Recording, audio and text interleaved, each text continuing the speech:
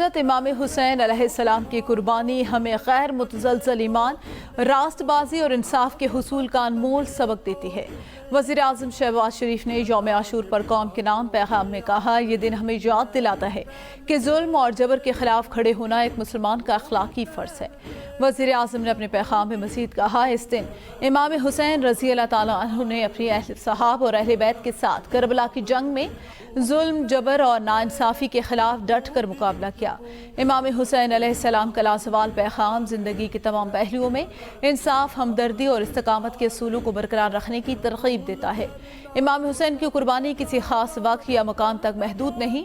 قوم اور پوری امت مسلمہ کو جن چیلنجز اور آزمائشوں کا سامنا ہے، اس میں ہمیں امام حسین کی قربانی سے سبق حاصل کرنا چاہیے۔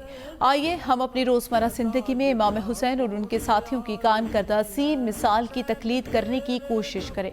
اللہ تعالیٰ ہماری قوم اور امت مسلمہ کو اسلام کی تعلیمات، امام حسین کے عظیم میراث پر ثابت قدم رکھنے کی توفیق اور رہنمائی عطا فرمائے۔